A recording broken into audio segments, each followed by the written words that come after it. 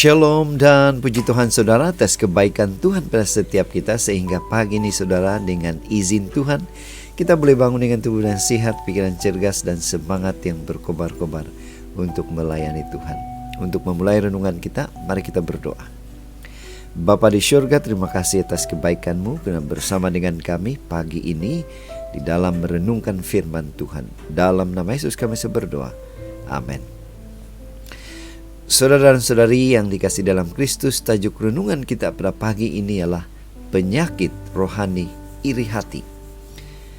Awas penyakit iri hati ini. Firman Tuhan di dalam Kejadian 37 ayat 4 mengatakan, setelah dilihat oleh saudara-saudaranya bahwa ayahnya lebih mengasihi Yusuf dari semua saudaranya, maka bencilah mereka itu kepadanya dan tidak mau menyapanya dengan ramah. Saudara, bacaan hari ini saya ambil di dalam buku Kejadian 37 ayat 1 sehingga 11. Ini merupakan kisah Yusuf dan saudara-saudaranya.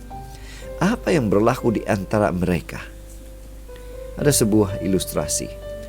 Seorang penulis Kristen mengatakan atau menuliskan dalam bukunya, semua kejahatan di muka bumi ini berawal dari satu sumber, yaitu kesombongan dan iri hati. Karena iri hati, Kain membunuh Habel, adiknya. Karena iri hati, orang Yahudi menyerahkan Yesus agar disalibkan. Karena iri hati, sekarang ini banyak orang berusaha membunuh reputasi atau kebaikan orang lain.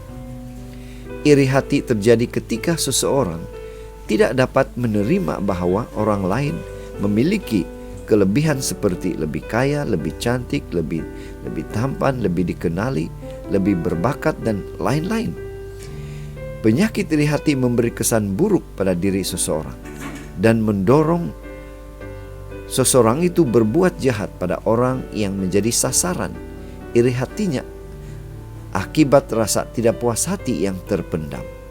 Seperti kanker, iri hati mengganggu hidup dan jiwa manusia. Jika kita perhatikan Alkitab saudara, Raja Salomo mengatakan iri hati mereputkan tulang. Amsal 14 ayat 30.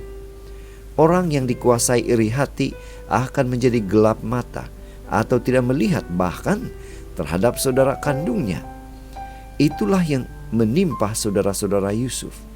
Karena iri hati mereka ingin membunuh Yusuf, namun kemudian memasukkannya ke perigi dan menjualnya kepada orang Midian. Ayat 12 hingga 36. Walaupun iri hati mereka bersebab, tetapi bukan berarti sikap buruk itu harus dilakukan.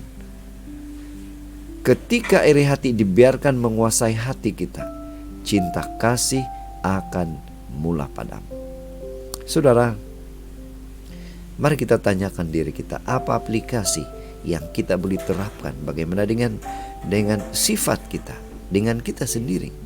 Ingat saudara, penyakit iri hati muncul karena seseorang terlalu memfokuskan perhatian pada milik orang lain, sehingga ia lupa bersyukur pada Tuhan dan puas atas miliknya sendiri.